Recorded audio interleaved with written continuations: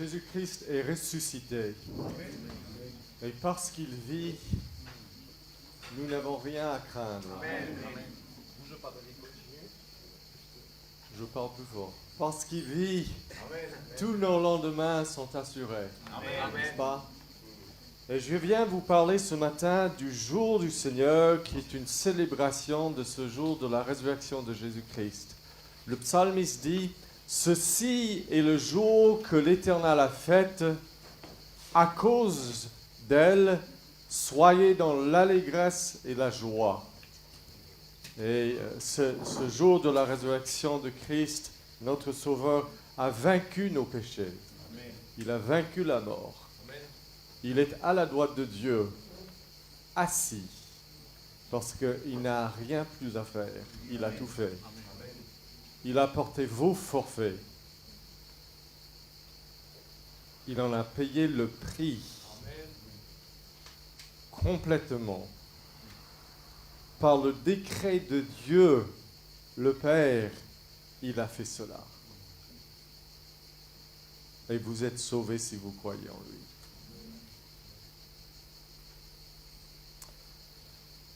Nous allons continuer et en fait terminer. Là, c'est une série que j'avais commencé avec vous il y a bien des mois sur le sabbat. Et nous, je ne peux pas revenir en arrière sur tout ce qu'on a vu, mais nous avons compris, n'est-ce pas, que au moment de créer ce monde, Dieu a créé le sabbat, le 7e jour à l'époque, et c'était un jour de repos. Et vous avez bien suivi la lecture. Dieu a commandé dans la loi de Moïse que les hommes travaillent 6 jours et que le 7e jour, ils ne travaillent pas, parce qu'il est un Dieu qui nous repose. Il est comme ça. C'est sa bonté extrême. Et nous avons vu que ce jour est devenu un signe de rédemption.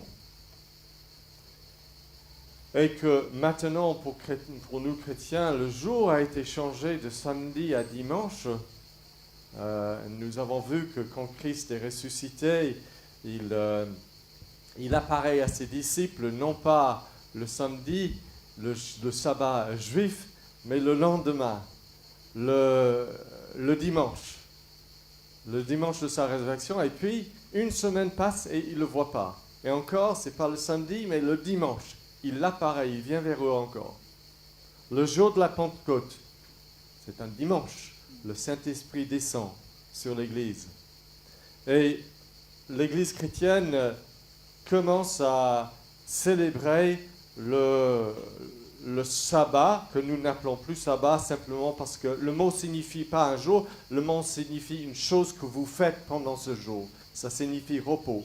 Mais le problème, c'est que sabbat est tellement associé dans la pensée juive avec le samedi que nous appelons, et le Nouveau Testament appelle le jour du Seigneur, enfin, le jour du Seigneur. Nous l'appelons le jour du Seigneur. Donc, dimanche est le jour du Seigneur. C'est le jour de repos, c'est un jour qui lui appartient, que nous lui donnons chaque semaine. Maintenant, aujourd'hui, je voudrais simplement vous dire 3 choses. Quel est l'esprit dans lequel vous devez garder le jour du Seigneur? Deuxièmement, quel est le devoir que vous devez accomplir le jour du sabbat? Qu'est-ce que Dieu attend de vous? Que vous faites et que vous ne faites pas le jour du Seigneur. Et troisième point, quelques conseils pratiques. Si nous avons le temps, on va faire quelque chose qu'on ne fait pas d'habitude dans un culte. Je vais vous laisser poser 1 ou 2 questions. D'accord? Ok, on commence avec le premier point. Quel est l'esprit dans lequel vous devez garder le jour du Seigneur? Maintenant, il y a 2 attitudes à éviter. La première attitude, c'est de faire votre propre conception de ce jour et de rabaisser tellement ses exigences pour correspondre à votre volonté. Non, on ne peut pas faire ça. On va chercher dans la parole, les amis, pour savoir ce que Dieu veut. D'accord? Amen. Et même si c'est difficile parfois, parce que nous sommes mauvais, On va s'y faire par la grâce de Dieu. Deuxièmement, vous pouvez être tellement légaliste et tellement rigide, et ça c'est pas biblique non plus, que le sabbat n'a plus de joie. Ce n'est plus un jour de repos. Donc vous devez éviter le laxisme et la rigidité non biblique. Ensuite, dans quel esprit est-ce que vous devez garder le sabbat? Il y a deux attitudes à avoir. Et je vous demande de retourner au passage que David Gaufres a lu, qui est Isaïe chapitre 58. Et nous allons lire les versets 13 et 14 qui vont nous aider tout au long de cet enseignement. Je sais que vous avez chaud. Si on avait 5 ventilateurs, ce ne serait pas trop aujourd'hui. Et je vois que Rose n'est pas là. Elle est avec les enfants. C'est bien pour elle parce qu'elle a une petite fournaise au-dedans d'elle. Je ne sais pas s'il y a d'autres femmes enceintes, mais s'il y en a, je vous plains. Bien, Ésaïe 58, verset 13. Voilà ce que Dieu dit à Israël à l'époque, mais qui est applicable à nous. Si tu retiens ton pied pendant le sabbat pour ne pas faire ce qui te plaît en mon saint jour, dit Dieu, si tu qualifies le sabbat de délicieux, de jour saint de l'Éternel, de glorieux, et si tu le glorifies, en ne suivant pas tes voies, en ne te livrant pas à ce qui te plaît, ni à de vains discours, alors tu feras de l'Éternel tes délices. Tu feras de l'Éternel tes délices. Et je te transporterai sur les hauteurs du pays. Je te nourrirai de l'héritage de Jacob ton père, car la bouche de l'Éternel a parlé. Nous voyons deux attitudes dans ces deux versets. Une attitude dans le verset 13, une autre dans le verset 14. Dans le verset 13, nous lisons ces mots. Si tu qualifies le sabbat de délicieux, si tu fais du sabbat tes délices. Alors, la clé pour bien garder le jour du Seigneur, c'est de profiter de ce jour comme un privilège et un don de Dieu. Rappelez-vous que ce jour du Seigneur est un jour où Dieu vous repose, même physiquement, normalement. Vous n'avez pas de travail dans votre métier aujourd'hui. Mais spirituellement, il vous rappelle que vous n'avez plus de travail. Christ a tout accompli. Dieu veut chaque semaine vous rappeler fortement de la résurrection de Christ, de ce repos, et mettre votre âme, pas seulement votre corps. Il veut apaiser votre âme et vous montrer que tout est accompli. Asseyez-vous, reposez-vous. Parce que Christ ayant tout accompli, est assis à la droite de Dieu. C'est formidable, n'est-ce pas? Et donc nous venons au jour du Seigneur, non pas comme à une corvée, mais nous venons comme le meilleur jour de la semaine. Amen. Vous savez ce que les puritains du XVIIe siècle appelaient le sabbat? Ils appelaient ça le jour du marché de l'âme. Alors parce que, imaginez-vous, XVIIe siècle, il n'y a pas de Lidl ou de Aldi ou de Carrefour, d'accord? On ne peut pas aller acheter des choses à manger tous les jours. Il y a un jour où les marchands viennent dans le village ou dans le village plus grand à côté, un jour par semaine, et tout le monde y va. C'est le jour où on voit du monde, tout le monde est là, on fait les achats, et c'est la journée la plus joyeuse, la plus sociale, la plus formidable, où tout est là, tout dont j'ai besoin, j'achète, et voilà, je remplis de nouveau les placards, n'est-ce pas? Le jour du marché. Eh bien, aujourd'hui, c'est le jour du marché de l'âme.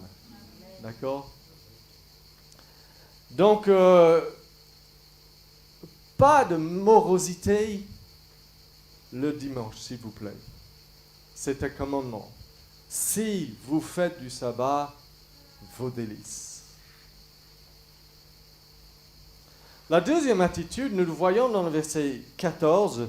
Alors tu feras de l'Éternel tes délices, il te transportera sur les hauteurs du pays, les hauteurs du pays. Je te nourrirai de l'héritage de Jacob. Dans ce verset, imaginez, toutes ces promesses, si vous gardez vraiment le sabbat, je te transporte dans les hauteurs, vous allez faire véritablement de moi vos délices, vous allez avoir de joie en moi, donc joie, victoire, transportée sur les hauteurs. Et puis la dernière chose qu'il dit, c'est que je te nourrirai de l'héritage de Jacob. Joie, victoire, nourriture spirituelle. Et cela veut dire que quand nous venons à dimanche, nous venons avec une attitude d'anticipation. Nous sommes dans l'expectatif. Parce que Dieu attache de grandes promesses à ce jour. Ce n'est pas nous. Il dit, à la fin de ce verset, regardez, car la bouche de l'Éternel a parlé. Et a parlé comment? En grandes promesses. Donc venez dans l'expectative que Dieu rencontre son peuple. Il nous nourrit, il nous met dans la joie, il nous donne la victoire sur le mal. Donc ces deux attitudes sont formidables, n'est-ce pas? De venir au jour du Seigneur comme ça et de savoir Dieu me commande d'être heureux, d'avoir des délices aujourd'hui et d'être dans l'expectative. Voilà. Nous arrivons au deuxième point, le devoir que vous devez accomplir le jour du Seigneur. Alors, il y a deux choses que nous devons faire, et pour cela, nous allons revenir à Exode chapitre 20, s'il vous plaît.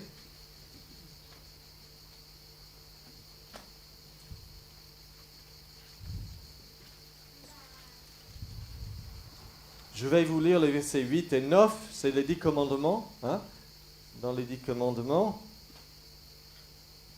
Verset 8. Souviens-toi du jour du sabbat pour la sanctifier. Tu travailleras 6 jours et tu feras tout ton ouvrage pendant ces 6 jours.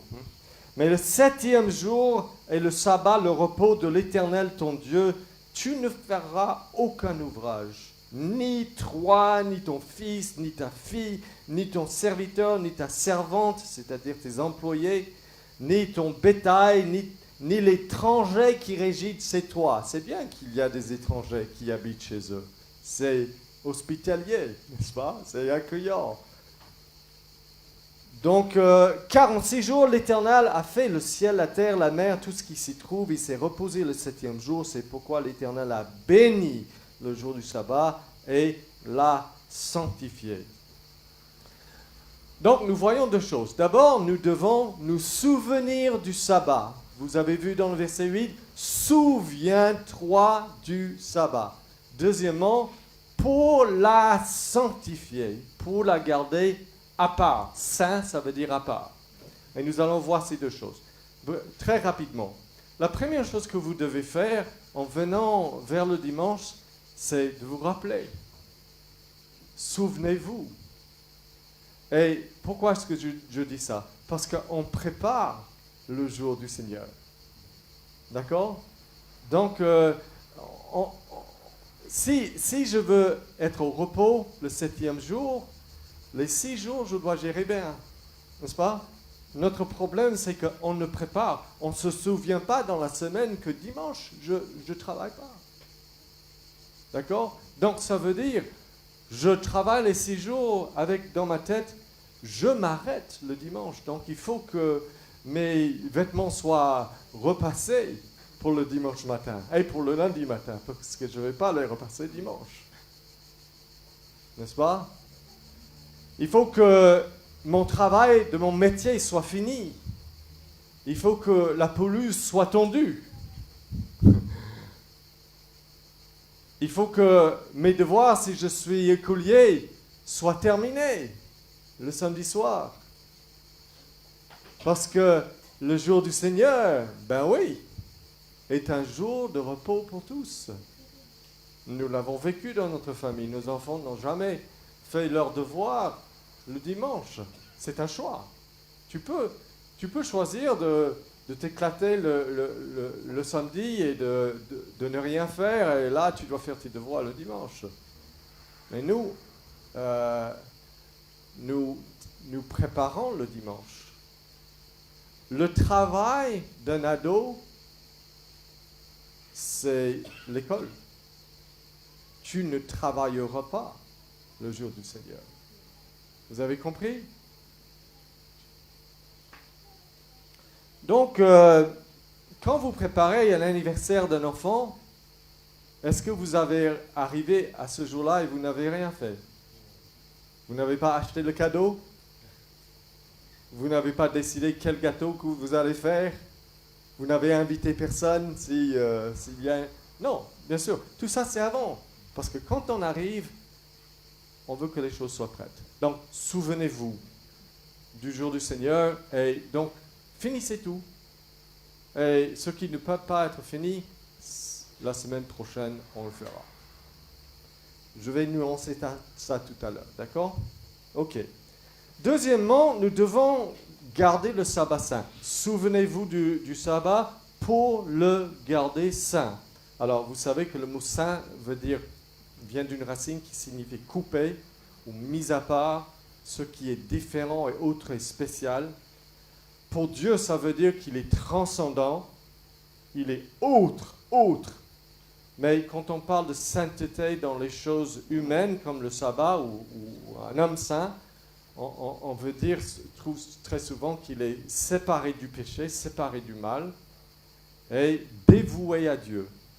D'accord? Les deux choses. Saint, sanctifier quelque chose, c'est le séparer du mal ou de ce qui est ordinaire pour le dévouer à Dieu spécialement.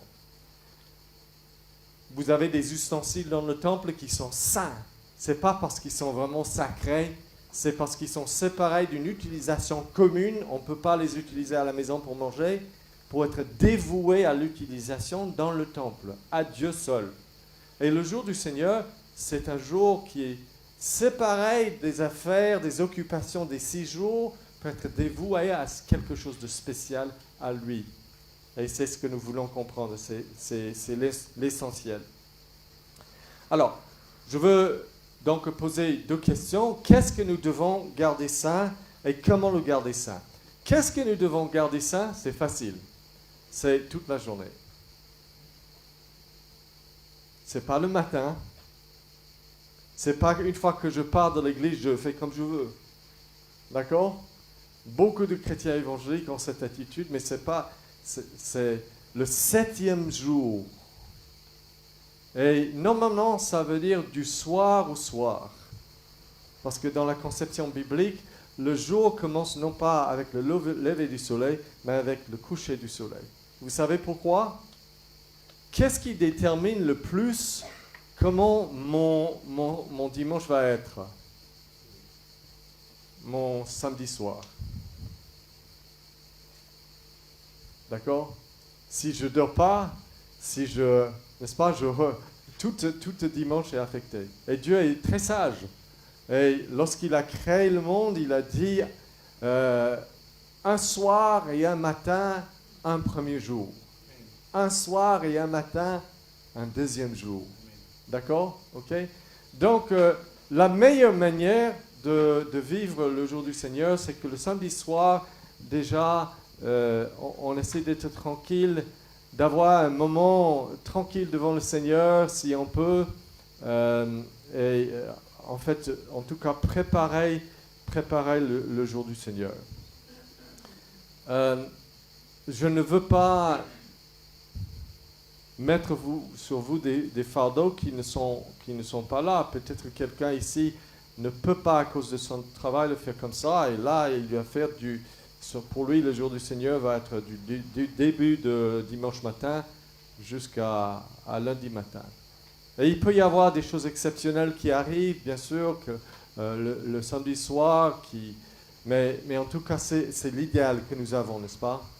Donc, on ne veut pas faire quelque chose de samedi soir qui va gâcher dimanche matin pour nous, tout simplement. Mettons là. OK?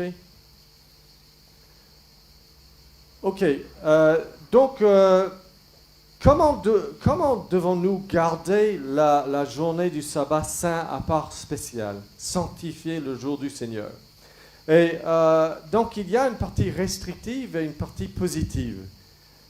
C'est-à-dire que quand vous gardez quelque chose de sain, il y a des choses que vous ne faites pas avec, et il y a des choses que vous devez faire. D'accord?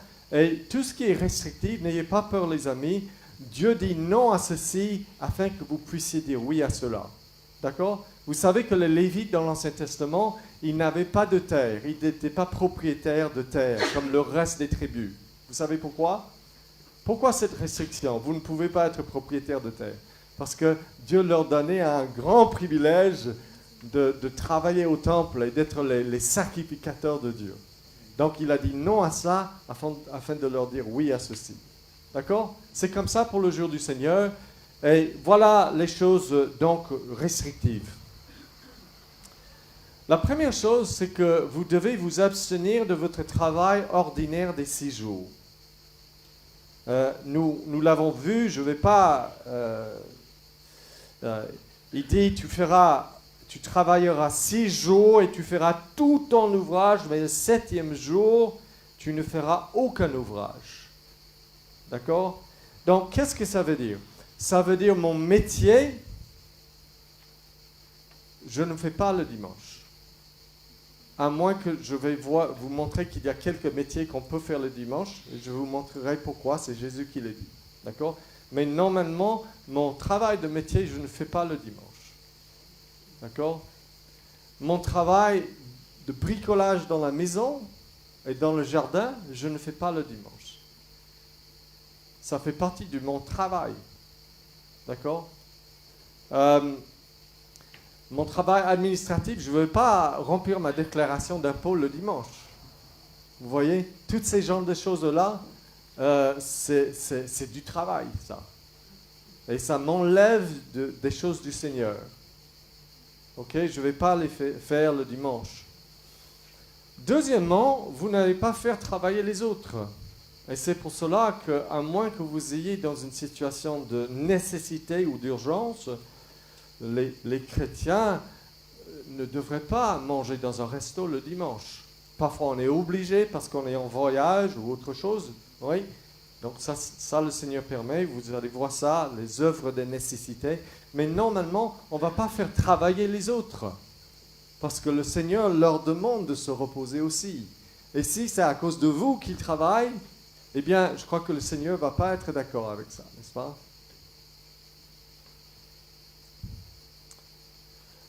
Aussi, nous devons éviter les conversations vaines et banales. Je suis en train de vous parler des parties restrictives, ok? J'arrive à la partie positive.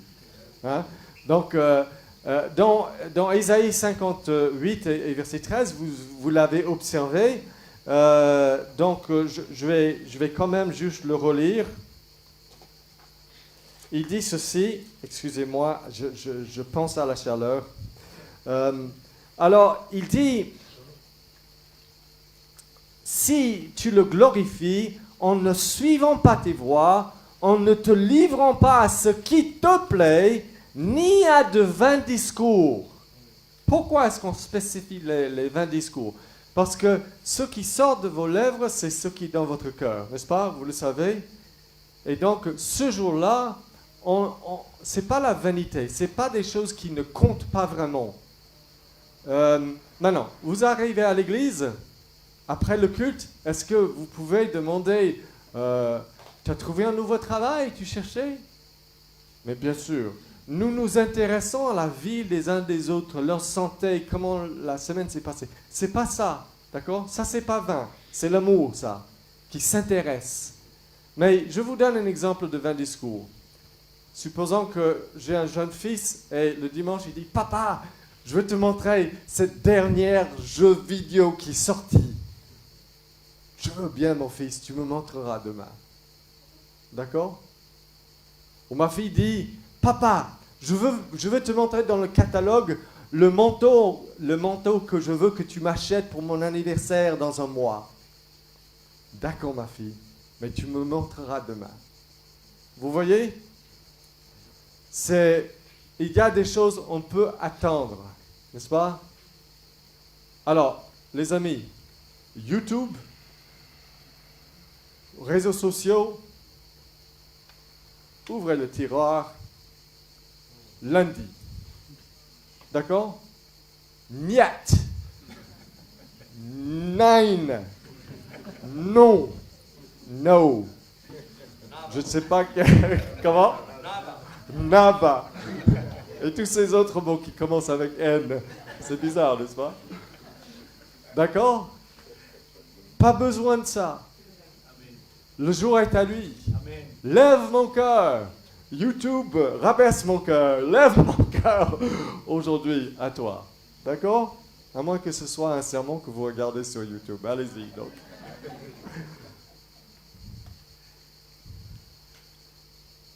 Nous devons mettre un frein et une limite à nos plaisirs et nos divertissements mondains le dimanche. Je parle de divertissements légitimes les autres jours, mais le dimanche, on dit non. Pour beaucoup de Français, le dimanche, c'est mon jour. Enfin, la plupart des Français, c'est mon jour. C'est le jour où je vais aller visiter un musée, regarder un match, aller au spectacle, n'est-ce pas? Faire tout ce que je veux le dimanche. Dieu dit, j'ai meilleur pour vous. Le dimanche n'est pas un jour de sport compétitif pour le chrétien. C'est un problème, n'est-ce pas? C'est un problème parce que quand tu as un match de foot ou de basket, ça prend la moitié de la journée. Tu es complètement pris par la préparation, par la chose elle-même, et après tu es tellement fatigué que tu ne peux plus rien faire. N'est-ce pas? C'est pour cela que le sport compétitif, on le garde pour d'autres jours. Et c'est comme ça. Quand nous avons des camps et on est ensemble en chrétien le dimanche, bien sûr, je dis aux ados, allez-y, jouez 1 heure de foot. Oui, même le dimanche. Mais ne gardez pas le score. Ça change un peu l'attitude, n'est-ce pas? Vous avez besoin de vous refouler, ça fait partie du repos. Du repos pour le cœur, on a besoin de se défouler. C'est un jour de repos. Ou bien si vous êtes vous-même aujourd'hui, vous voulez en famille aller faire une promenade dans le bois, endroit ombragé, c'est pour ça aussi le jour du Seigneur. C'est pour vous reposer. Votre cœur a besoin de ces choses-là. N'est-ce pas? C'est très bien. Donc, vous pouvez faire des choses comme ça pour vous détendre le jour du Seigneur, mais pas pour vous éloigner du Seigneur. Souvent, nous, quand nos enfants étaient jeunes, on allait faire des promenades l'après-midi, dimanche, avec une autre famille chrétienne de l'église ou une ou deux familles, et on discutait les choses du Seigneur, on discutait le sermon, on profitait, et c'était un moment autour du Seigneur aussi. Donc, c'est très bien. Jean Calvin aimait jouer aux boules le dimanche. Oui, la pétanque. Il était presque marseillais. Enfin. Mais voilà ce qu'il dit dans son commentaire sur ce commandement. Il dit, si nous employons le jour du Seigneur à nous réjouir, à nous divertir, à aller à des jeux et des divertissements mondains, Dieu sera-t-il honoré en cela? N'est-ce pas une moquerie? N'est-ce pas un déshonneur pour son nom? Donc, je veux bien amener mes enfants au cirque, mais dans la semaine. Voilà. Maintenant, j'arrive à la partie positive et vous allez voir, quand vous avez ceci, vous n'avez pas besoin des autres divertissements mondains le dimanche. Il y a 3 sortes de choses que vous pouvez faire le dimanche, sans compter la sieste, qui est un repos physique. Et Dieu veut bien vous reposer. C'est ça, c'est reposez-vous dans tous les sens. D'abord, il y a les œuvres de piété, ensuite les œuvres de miséricorde et ensuite les œuvres de nécessité. D'accord? Ok, les œuvres de piété. Ça, c'est le cœur du jour du Seigneur. c'est venir au culte, c'est se réjouir dans le Seigneur avec le peuple de Dieu, écouter sa parole, chanter ses louanges, n'est-ce pas? C'est vraiment capital le dimanche, et même commandé. Là, vous vous nourrissez. Là, le Seigneur vous bénit. Vous vous rapprochez du Seigneur et vous vous rappelez de la résurrection du Christ et de son retour au prochain pour juger les vivants et les morts et pour vous prendre. Et le jour du dimanche, la communion fraternelle. C'est très bien que vous ayez des repas après le culte ensemble et que vous discutiez des choses du Seigneur. C'est super important que les chrétiens s'invitent quand vous n'avez pas de repas fraternel après le culte ici, tous ensemble, que vous vous invitez. Vous devez développer une habitude qu'entre chrétiens, le jour du Seigneur, on s'invite. Mais on ne fait pas un repas qui est tellement incroyable que les femmes disent « Oh non, le dimanche bien, il faut que je fasse ça. » Non, il faut que ce repas soit un peu plus simple, les dames. Et même s'il faut changer un peu votre culture, c'est le dimanche. Et les hommes, vous n'êtes pas au boulot, aidez-les un peu. N'est-ce pas, le dimanche? Même les autres jours. Mais surtout le dimanche. Donc, invitez-vous entre chrétiens. Et je sais que quand vous vous invitez, je sais de quoi vous parlez. J'ai déjà été invité. Vous avez envie de parler du Seigneur, de ce salut gratuit, de celui qui donne ce salut, de l'amour de Dieu, de la sagesse de ses voies, de la manière dont il nous apprend à vivre, de son prochain retour, de ses promesses, de ses commandements, de ses attributs, de ses... Vous voulez parler de tout cela, n'est-ce pas? Et donc, faites-le, c'est le jour. Vous avez un jour consacré à faire ce que vous aimez faire le plus. C'est formidable, n'est-ce pas? Il y a des hommes chrétiens qui viennent vers moi parfois et qui disent « Pasteur, je n'ai pas assez de lire des bons livres chrétiens comme je le veux. » Et je leur dis « Vous avez un jour par semaine qui est libre. » Et donc, dans notre famille, quand les enfants étaient toujours avec nous, notre rythme était un peu comme ceci. Le matin, c'est le culte. C'est le jour du marché de l'âme. On revenait à la maison. Beaucoup de gens revenaient avec nous d'habitude. On mettait des rallonges dans la table. On était souvent nombreux. On mangeait, on parlait, on riait, parfois on pleurait, on priait, on discutait les choses du Seigneur jusqu'à 15 heures, parfois un peu plus tard. Tout le monde partait. Souvent c'était un moment de sieste, on disait aux enfants, jouez un peu parce que maman et papa, on est juste... on prenait une bonne sieste, on se levait. C'était le moment favori de notre famille pratiquement dans la semaine, à part le culte. On avait 1 heure de lecture d'un livre chrétien. Papa lisait à haute voix un livre, jamais un livre abstrait, doctrinal, un livre comme Le Voyage du pèlerin, ou une biographie saisissante d'un missionnaire. Et je vous dis qu'on a lu des dizaines et des dizaines de livres. Mes enfants ont entendu des dizaines et des dizaines de livres lus le dimanche après-midi. Et nous avons souvent été en larmes ensemble, en lisant ce que Dieu a fait dans le monde, dans l'histoire, à travers des hommes et des femmes. Il y a des dimanches où mes enfants sont tombés sous conviction du péché, et le chemin vers le salut s'est avancé dans leur vie. On s'est émerveillé, et souvent j'ai entendu cette phrase le dimanche après 1 heure. « Papa, un chapitre de plus s'il te plaît, un chapitre de plus. » C'était des moments merveilleux. Et donc je vous encourage, si vous pouvez, à vous renseigner par rapport à des bons livres qu'on peut lire à des enfants ou des jeunes, et je peux vous aider à en savoir. Et d'avoir un moment ensemble, la famille, la famille, la famille. Vous savez que dimanche, les parents doivent voir leurs enfants plus que tout autre jour. On se loupe trop dans la semaine, mais le dimanche est un jour en famille tous. Et si c'est possible, parfois,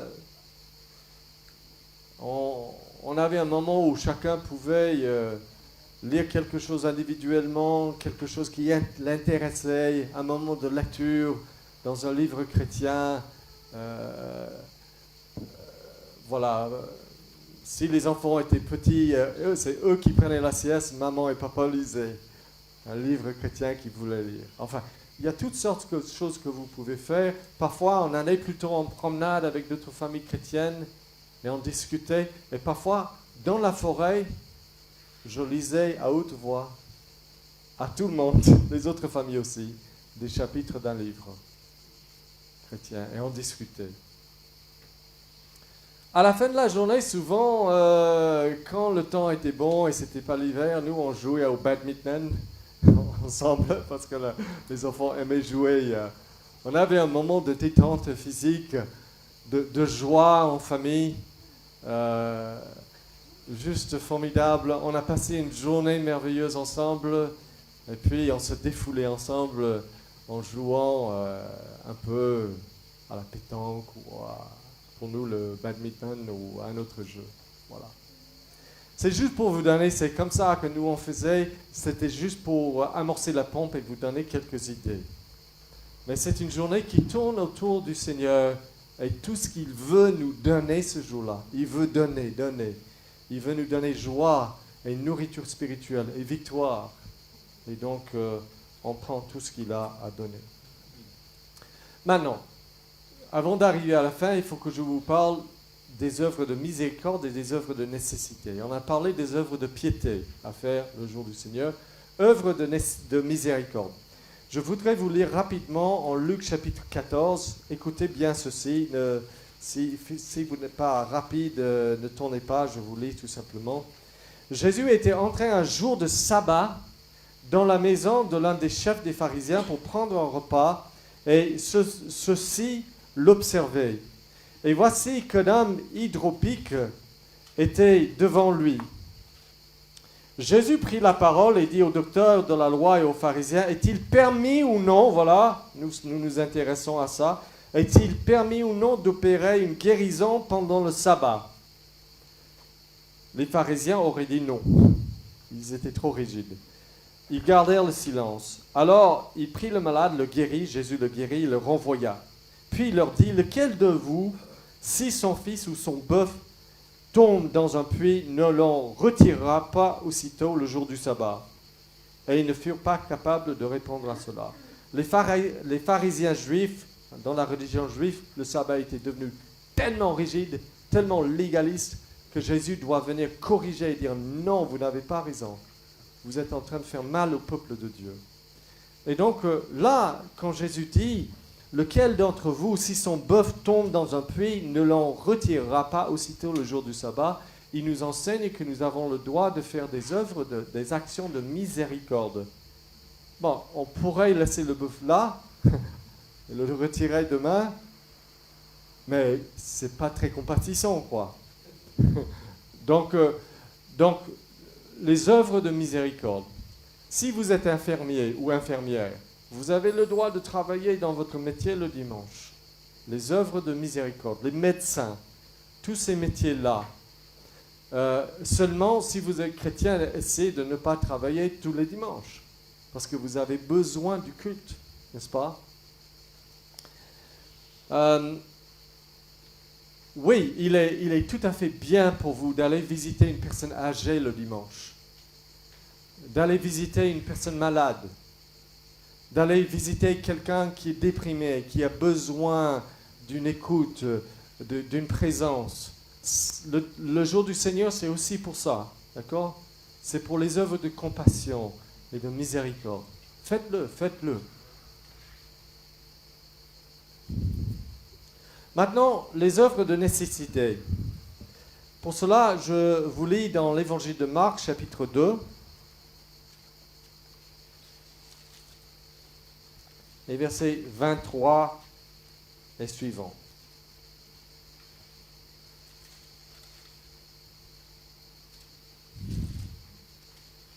Il arriva un jour de sabbat que Jésus traversait des champs de blé. Ses disciples, chemin faisant, se mirent à arracher les épis. Ils avaient faim, donc ils arrachaient les épis, ils mangeaient le blé. Pardon. Les pharisiens lui dirent, « Vois pourquoi font-ils ce qui n'est pas permis au jour du sabbat ?» En fait, ce n'était pas interdit dans la loi de Moïse, mais les pharisiens avaient ajouté des règles supplémentaires sans l'aval de Dieu.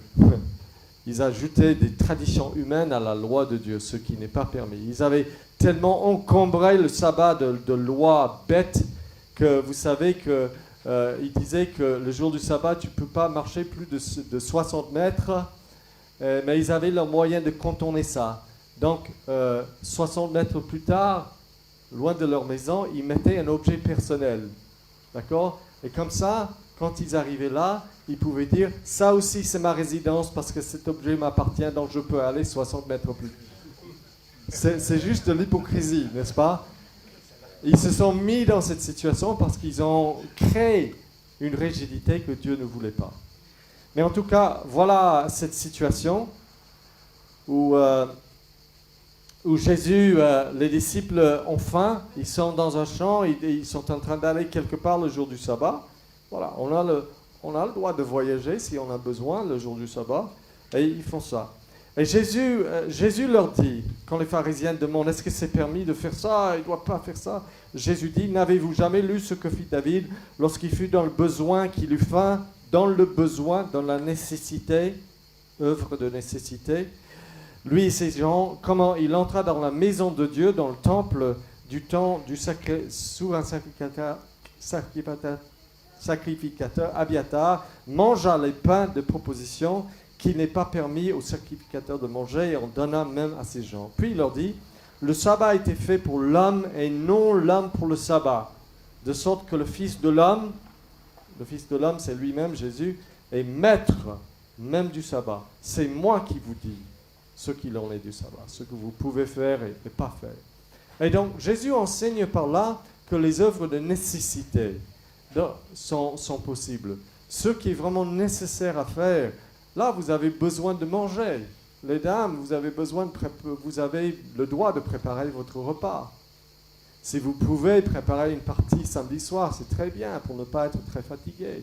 Mais vous avez le droit de faire ce qui est nécessaire de faire le dimanche. Maintenant, une œuvre de nécessité, ce n'est pas une œuvre qui est nécessaire à faire. C'est une œuvre qui est nécessaire à faire le dimanche. D'accord? Il y a des choses que vous devez faire, mais vous pouvez les remettre à lundi. D'accord? Mais il y a des choses qu'il faut faire chaque jour. Et donc, on a le droit de faire cela. C'est pour cela que certains autres métiers sont possibles le dimanche. Par exemple, on n'a pas besoin de construire des voitures, fabriquer des voitures le dimanche, mais on a besoin d'entretenir les services publics.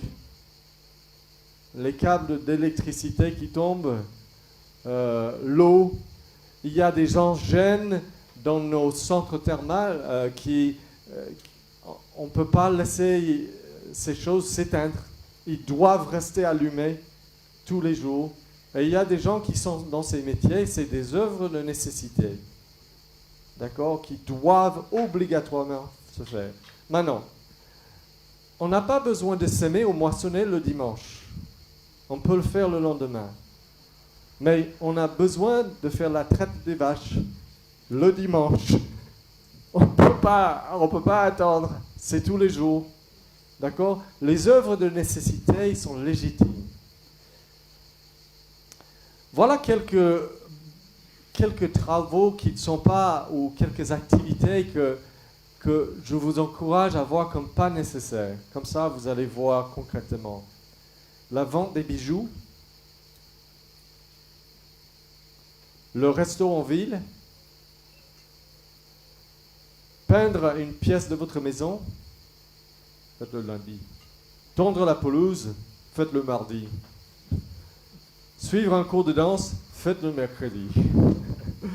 Aller à un spectacle de cirque, faites-le jeudi. Faites vos devoirs pour l'école, faites-le samedi ou vendredi. Maintenant, il peut y arriver que le bac est demain et que vous avez tout fait pour essayer d'être prêt le samedi soir et il vous reste à, n'est-ce pas, ce n'est pas une rigidité qui, parfois, ça peut tomber dans une œuvre de nécessité. Mais n'élargissez pas les œuvres de nécessité à tout couvrir. Et dire, ah, c'est nécessaire, je fais-le, n'est-ce pas? Donc faites attention. Parce que Dieu vous dégagez. Il veut vous dégager. Il veut vous libérer. N'encombrez pas le dimanche de choses que vous appelez œuvres de nécessité, si ce n'est pas vraiment une. Ok, j'ai fini, sauf pour mes conseils pratiques. Ok, préparez-vous pour le jour du Seigneur. On en a parlé. Deuxièmement, il faut que le culte public soit central dans votre pratique du jour du Seigneur. Venez, n'abandonnez pas l'assemblée. Venez vous réjouir, vous ressourcer le jour du Seigneur ici, dans ce culte. Troisièmement, la famille doit fonctionner comme une unité religieuse le jour du Seigneur. Nos enfants n'allaient pas jouer avec les voisins non chrétiens le dimanche. C'est comme ça qu'on vivait. Parce que le dimanche, c'était le jour du Seigneur pour nous tous. On était unis, on était soudés. Et je tâchais de faire des choses qui les intéressaient et qui les bénissaient le dimanche. Et de passer du temps avec mes enfants. Vraiment une journée entière.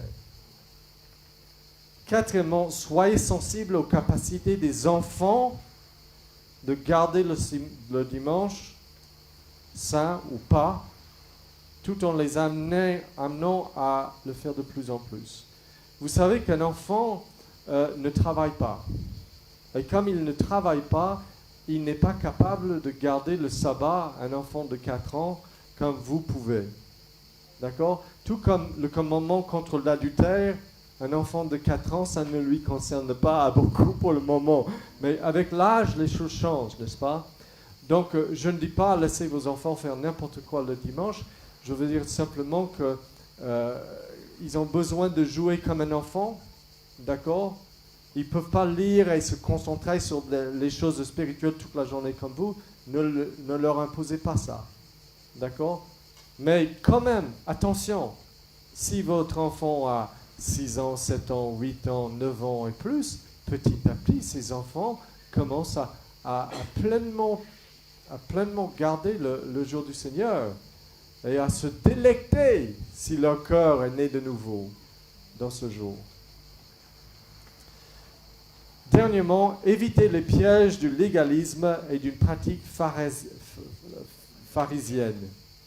Ne vous jugez pas les uns les autres. Je vais vous donner une dernière illustration et je n'ai rien plus sur ma feuille. Henri est un jogger obsédé. Il fait la course tous les jours. Il court au moins 1 heure, mais il court. C'est sa passion. Il lit des magazines sur le jogging, il regarde les trucs à la télé sur les courses. Vraiment, il est obsédé. Hervé a raison de ne pas courir le dimanche. Il faut que le dimanche soit différent des 6 jours. Même là. Arrête, Hervé. Arrête. Une des raisons du jour du Seigneur, c'est pour couper avec les choses qui peuvent devenir une idole, une obsession. Coupe. Repose ton âme de ça. D'accord? J'ai dit Hervé ou Henri? Henri, ok, ça c'était Henri. Je vous parle d'Hervé maintenant. Hervé travaille devant un ordinateur toute la semaine. Ses journées sont longues, il n'a presque jamais la possibilité de faire du sport. Le dimanche, il a besoin d'aller courir. Défoule-toi, va faire une 45 minutes de bonne course et comme ça, tu ne vas pas t'endormir lorsque tu vas commencer à lire ton livre chrétien ou discuter avec tes amis chrétiens. Mais Henri regarde Hervé. Un jour, il le voit passer. Il fait le jogging le dimanche. Ah, quel chrétien pas spirituel. Je vais lui en parler. Ne lui en parle pas. Il est en train de faire exactement ce que le Seigneur veut. Et exactement ce que toi, tu ne dois jamais faire le dimanche. C'est bizarre, hein? La même activité, une personne ne devrait vraiment pas le faire le dimanche, une autre devrait probablement le faire. Vous voyez le problème? Donc, soyons pleins de générosité les uns avec les autres et comprenons le sens, l'esprit du jour du Seigneur, l'esprit du sabbat est un esprit d'évangile, de liberté, de repos, de cadeau, de grâce, de la part du Dieu qui vient vers nous en Jésus-Christ, qui prend nos péchés, qui s'en charge, qui en paye la peine sur la croix, qui le finit et qui s'assoit à notre place à la droite de Dieu en repos et qui nous dit « Je reviens bientôt pour vous mettre exactement là où je suis. » Repos. Mais je vais vous entraîner au repos chaque dimanche pour que vous soyez prêts quand vous allez y arriver.